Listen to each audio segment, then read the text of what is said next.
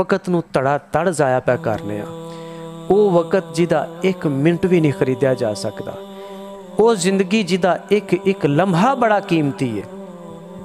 सैयदना उमर फारूक रज़ी अल्लाह तआला अन्हु, आपने जदों अपनी जिम्मेदारी संभाली, खलीफा बने, ना रात नूं चैन ना दिने सुकून, मुसलसल कम, मुसलसल मुतहरक। किसे पुछण वाले पुछया, अमीरुल मोमिनीन कुछ आराम कर लिया करो, दिने राती कम, रात नूं भी जागदे हो दिने भी जागदे हो। अमीरुल मोमिनीन ने फरमाया लोगों सुनो, उमर जे रात नूं सुता ते फिर ये ज़ाया हो जाएगा। रात नूं जागना पैंदा है अल्लाह नाल राज़ो न्याज करन वास्ते, तहज्जुदां पढ़न वास्ते, इबादत करन वास्ते। ते जे मैं उमर दिने सौ गया फिर रिआया ज़ाया हो जाएगी। इन्हां दा ख्याल कौन करेगा? इन्हां वास्ते मैं दिने जागना, अपने वास्ते मैं रात नूं जागना। लेकिन अज दा मजबूत हट्टा कट्टा ते नौजवान और जवान मुसलमान इहदी कैफियत ये वे कि इहदे तो सुबह उठ के फजर की नमाज नहीं पढ़ी जाती। इनू वेलिया रहना, नकम्मिया रहना पसंद है। एक खानदान दे विचों एक बंदा काबल हो जाए, कोई बाहर टुर जाए, ये नौकरी लग जाए, इहदा कारोबार चल जाए, तो साडे मुआशरे दे विच आम तौर ते हुंदा है कि छोटे इला माशाअल्लाह सारे वेले, एक कमान वाला दूजे उजाड़न वाले।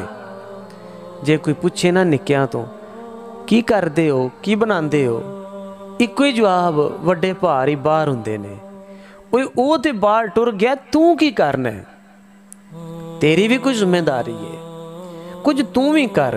वो कदों तक कमाएगा, तू कदों तक बह के खाएगा।